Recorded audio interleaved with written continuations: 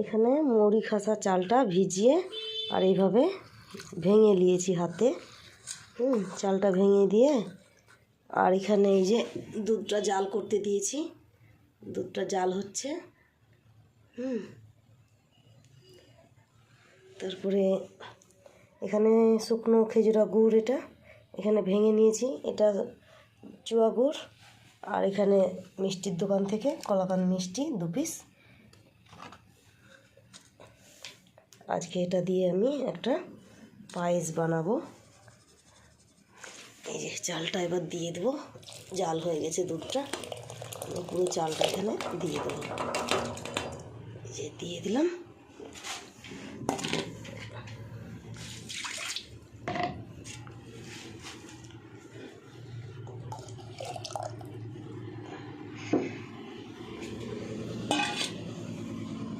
এরপরে এই যে গুড়টা, শুকনো গুড়, চুয়া গুড়, এগুলো দিয়ে দিব, মিষ্টি।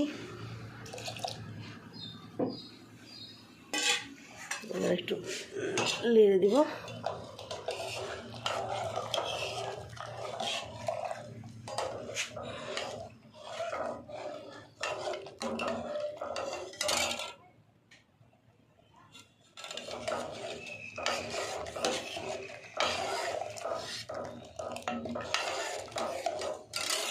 জালটা খুব আস্তে ছিল, এবার একটু পাওয়ারটা বাড়িয়ে দেব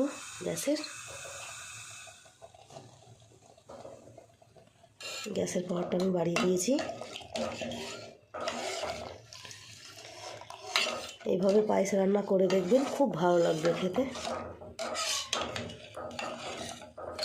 দুধটাকে আগে জাল করে নিয়েছি, এরপর এখানে চালটা ভিজিয়ে রেখেছিলাম 10 মিনিট মতো, মুড়ি খাসা চালটা 10 মিনিট মতো ভিজিয়ে রেখে আর হাত দিয়ে ভেঙে দিয়েছি চালটাকে হাত দিয়ে ভেঙে দিয়েছি। এখানে দুধে চালটা দিয়ে দিলাম। এটা এবার কিছুক্ষণ ফোটার পর আমি জালটা বাড়িয়ে দিলাম।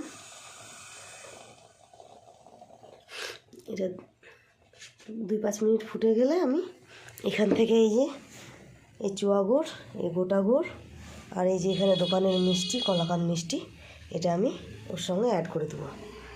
ব্যাস, তাহলে হয়ে যাবে এখানে একটা খেজুরা গুড়ের পায়েস।